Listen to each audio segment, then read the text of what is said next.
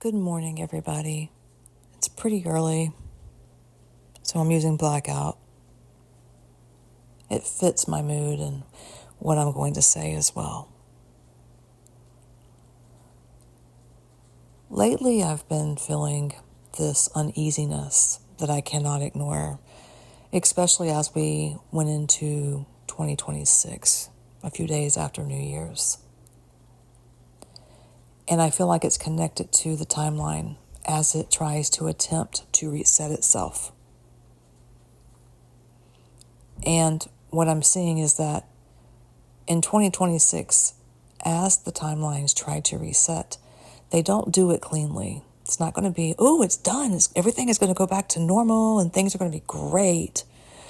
No, this is where things get bumpy because these timelines, they are energetic and they are overlapping one another right now and they are unraveling right now and they're weaving back and forth like a jump rope. And that creates instability. I've been working often on YouTube since 2016, and I've trusted my work for a very long time. And it's never led me astray. But right now, it just feels off. Now, don't get me wrong, I'm not right about everything. Absolutely not. But my intuition is my key. I depend on it. It's my lifeline. On and off YouTube. Okay, another thing. What really stands out to me about the United Kingdom, nearly everybody I have spoken to has told me that they're picking up that Keir Starmer should be removed or would have already been removed.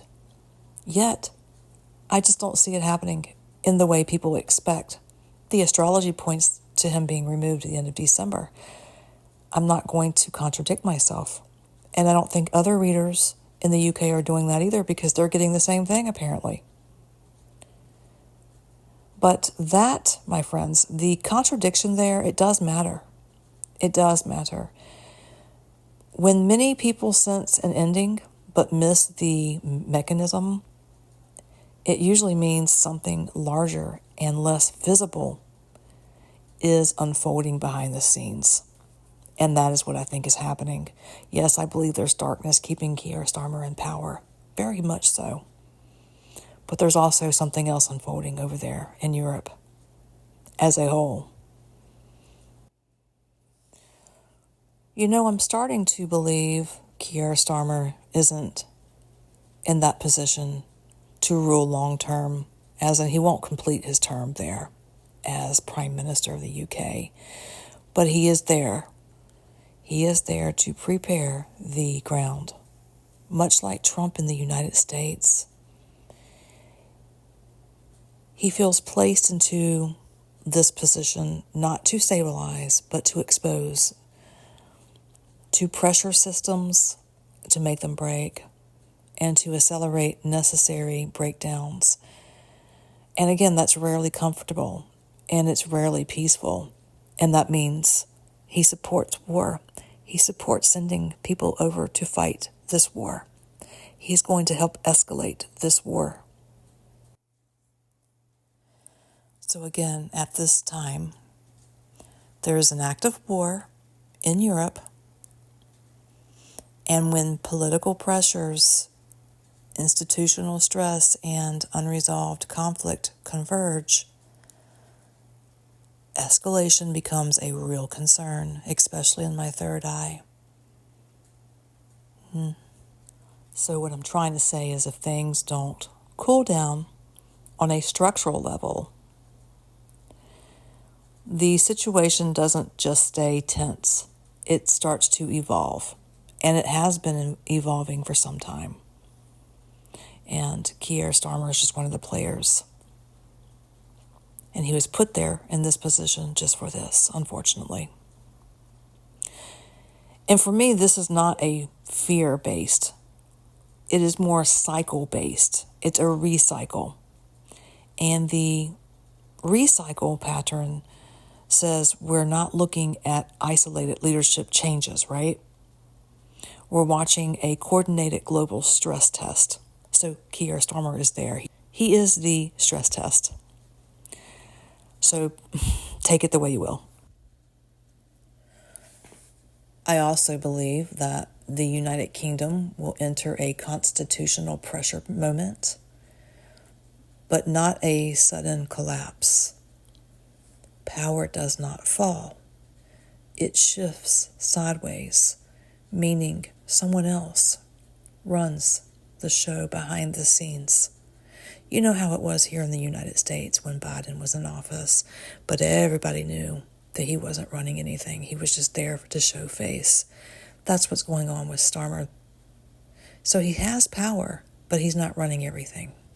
So between 2026 and 2027, in my opinion, England, Wales, and Northern Ireland are pulled into a quiet but serious renegotiation of authority. And I'm missing another area. I'll mention it. But this doesn't look like rebellion. It looks like administration to me. Decisions begin happening outside public debate, justified as temporary, necessary, or for stability. And here's where it gets more concerning. Wales and Ireland become pressure points, not through violence, but through identity and jurisdiction, in my opinion. That's kind of how I'm feeling about this right now. Borders are not redrawn, but who decides what becomes unclear. That's where Keir is supposed to be in place.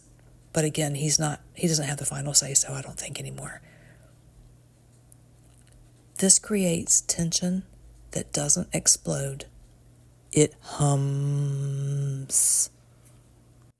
Now we know Keir Starmer in this context. He doesn't feel like a long-term ruler, right?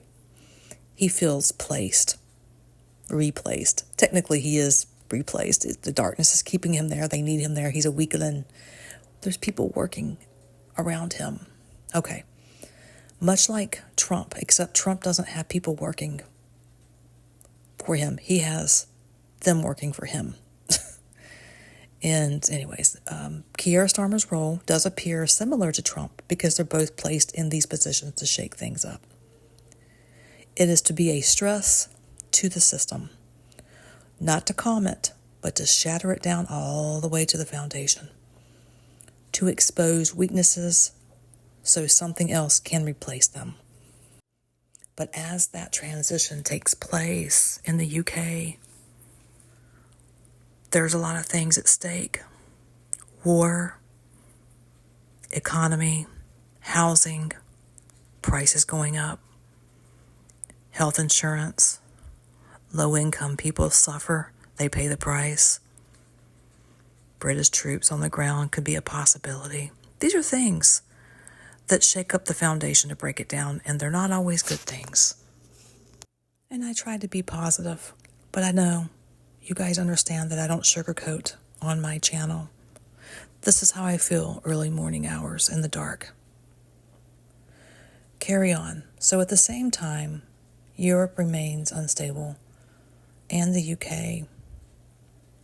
A war is already underway under a footnote. Whether it be a physical war or emotional war, it's coming. And when political restructuring and unresolved conflict overlap, escalation becomes possible. I didn't say it was coming 100%, but it's very possible. Not necessarily through new fronts, but through miscalculation. And this is why it's pondering on my mind. And this is why the energy feels wrong. No, this isn't about one leader failing necessarily or falling. It's about governance itself being rewritten quietly, which is the foundation that must toss itself down and crack. And that's the real prediction for me. At the end of the day, that's it. The UK doesn't break apart, but it doesn't go back to what it was either, which is a good thing. But in order to move forward, you have to break the old things. So watch the administrative language. Watch who stops answering to whom in the parliament. Watch what's called temporary. The word temporary is going to be spreading around in your government, UK. The word temporary, something you're not used to hearing. That's where the real shift happens, my friends.